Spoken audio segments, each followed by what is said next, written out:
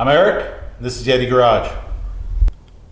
Today I'm working on the frame for my Bel Air. This car has an X-frame. The X-frame was used by General Motors in the late 50s into the 60s on a bunch of their passenger cars. Cadillac, Pontiac, Oldsmobile, and the Chevrolets. One car, the 59 Olds, I know for sure, there might have been other ones also, but had an additional perimeter rail and the X-frame in the middle. So this car is pinched to like almost one single frame rail here in the middle of the car. That's the front, where the front suspension bolts on. And I'm standing about where the fuel tank goes in the back of the car. You see it makes an X. The Oldsmobile had additional frame rails that came out to the rockers and had some body mounts out there and then went back in where the rear suspension bolts on.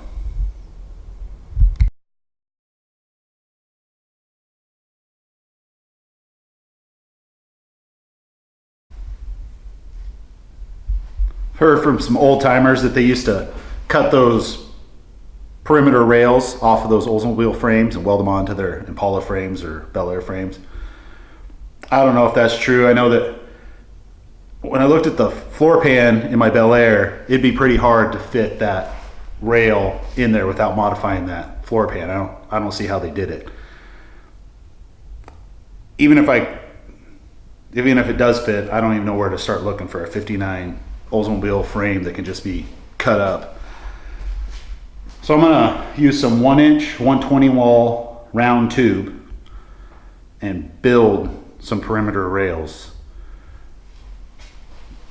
And then I'm gonna make some mounts on the back side of the rockers and on those perimeter rails and use some hockey puck style body mounts.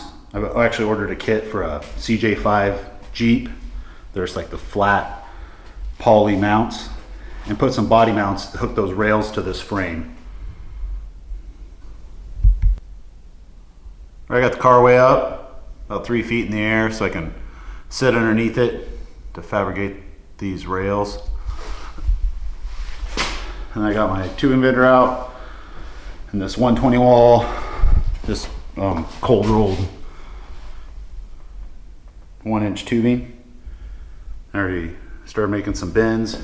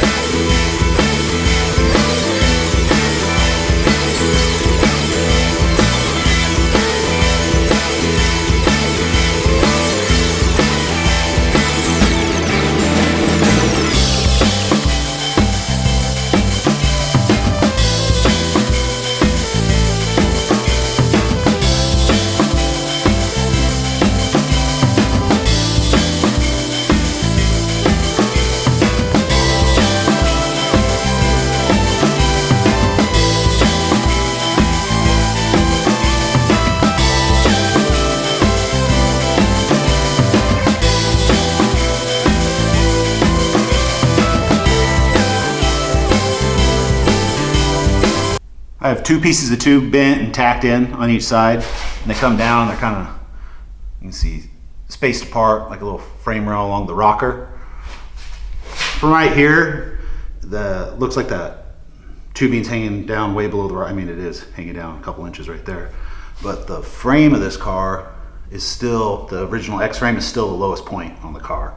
It's about 3/8 of an inch lower than that tubing. So, not really losing any ground clearance. I'm sure at some point those are probably gonna hit a speed bump or something, but I'm all right with that. And then the car's up on those tall jack stands. So the point of view you'd usually have something like this, and you can't see those hanging down. You'd have to get way back to be able to see them. I'm all right with that. Doesn't really bother me. So next, I'm gonna weld some nuts into the cross bracing for the floor pan. There's some, let's see if we can see underneath here. No, it's pretty dark. There's some cross braces I'm gonna weld some nuts into so that I can bolt body mounts to it. They want to do 3 per side, so there'll be 6 new body mounts. I think this car originally had 8 plus the core support, so the frame should be tied to the body pretty good. So next is welding in those nuts and then building some brackets for the hold up body mounts.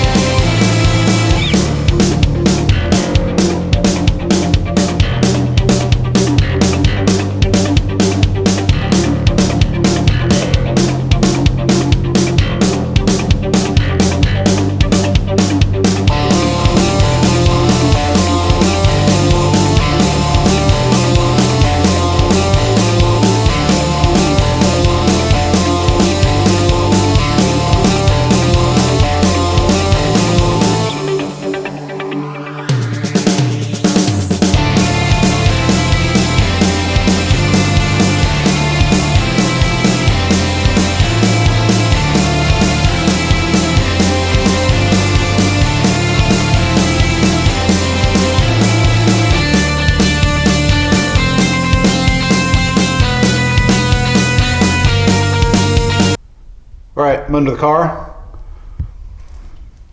Here's a cross member for the floor support. It's about where you're, well, I guess it's right underneath the back seat. I cut a 1.25 inch hole in it with a hole saw, and then here's that nut that I welded to the washer. I just have it on a bolt to be able to handle it. I'll stick that in and weld it in, grind it down. Then I'll have a threaded insert basically in the cross member to do that. I only found 4 good spots to do it, so I guess I'm just gonna do 4 of them. 2 in the front, 2 in the back. And then I'm gonna have to build a bracket that'll weld to this, and there'll be a mount or a poly mount in between that bracket and this floor. So it has a little cushion, vibration resistance.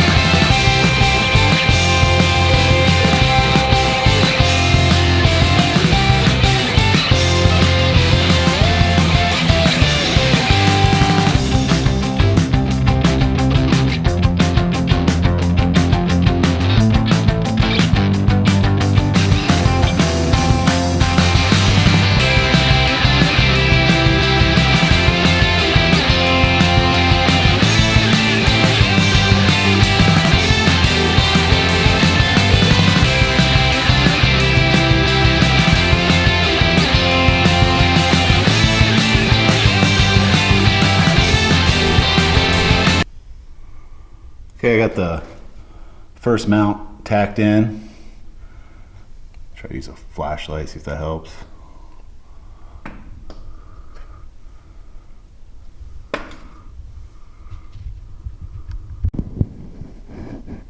Just have washers stacked in there, the same thickness as the poly mount, so that I don't melt the mount.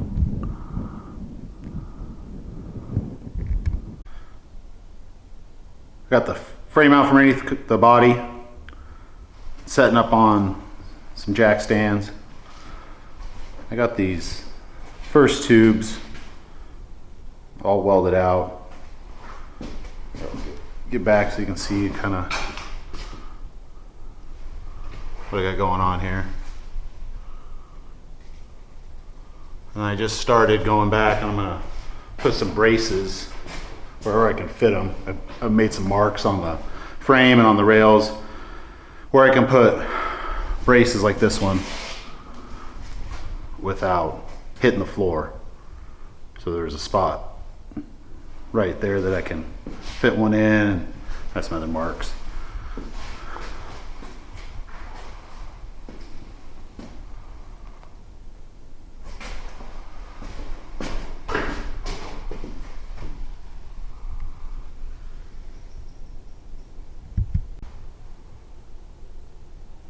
Right, I got some braces in.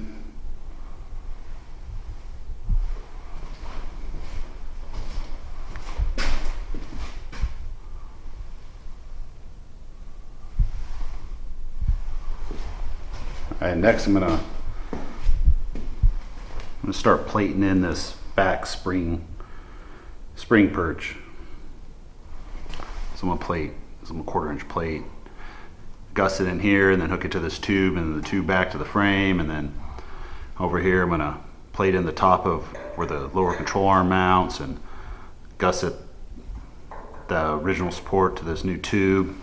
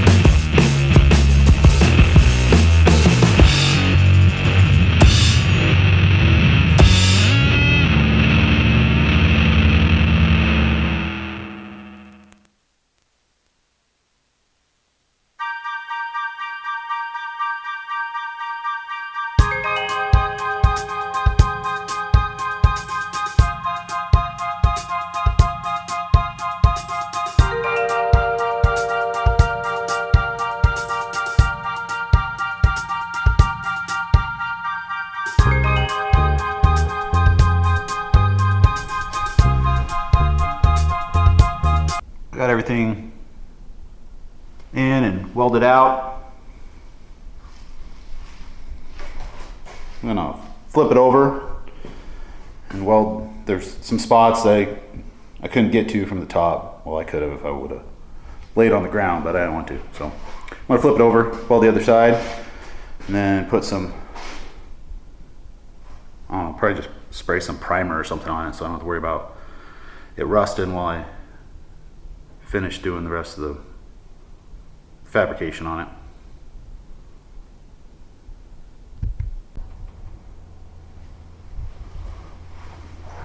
Sprayed it down with some epoxy sealer primer that I had laying around.